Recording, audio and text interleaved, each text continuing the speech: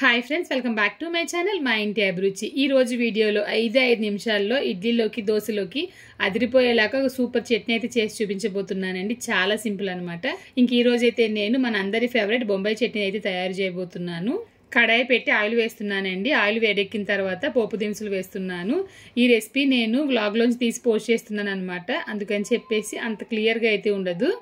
ఆవాలు, జీలకర్ర, మినపప్పు, పచ్చెనపప్పు వేసానండి. తర్వాత ఎండుమిర్చి, కరివేపాకు, ఉల్లిపాయ ముక్కలు వేస్తున్నాను. వేసిన తర్వాత కొంచెంగా సాల్ట్ కూడా వేసి ఉల్లిపాయ ముక్కలు బాగా ఫ్రై చేయాలి. ఈ చట్నీలోకి ఏంటంటే క్రంచీగా ఉంటే బాగుంటుందన్నమాట. మరీ బ్రౌన్ కలర్లోకి వచ్చే వరకు ఫ్రై చేయాల్సిన అవసరం అయితే లేదండి.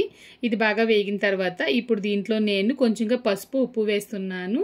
పసుపు, ఉప్పు వేసిన తర్వాత కూడా కాస్త ఫ్రై చేయాలండి. నేనైతే రోజు మన ఛానల్లో మధ్యాహ్నం 1 గంటకి డైలీ రెసిపీ అనేది పోస్ట్ చేస్తున్నాను. మీరు ఇప్పటి వరకు చూడలేదంటే కనుక ఒకసారి మన ఛానల్లోకి వెళ్ళి చూడండి.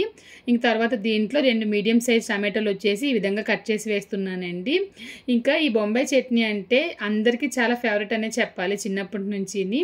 ముఖ్యంగా వేడివేడి ఇడ్లీలోకి అలా వేడివేడి బొంబాయి చట్నీ వేసి తింటే చాలా బాగుంటుంది అనమాట. ఇదివరకు అయితే రోజు చట్నీ చేసుకునే వాళ్ళు, కాకపోతే ఏంటంటే దీని ప్లేస్ని సాంబార్ వచ్చేసి తీసుకుందనే చెప్పాలి. ఇప్పుడు ఎప్పుడు చూసినా టిఫిన్లోకి సాంబారే ఉంటుంది కదా.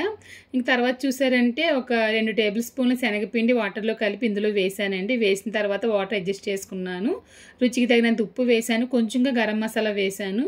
వేయకపోయినా పర్వాలేదు, నేనైతే కొంచెంగా వేసాను అనమాట. వేసి బాగా కలిపి ఒక 3 నుంచి 5 నిమిషాలు ఉడకనివ్వండి హై ఫ్లేమ్లో పెట్టి. ఇది తొందరగా చిక్కబడిపోతుందండి.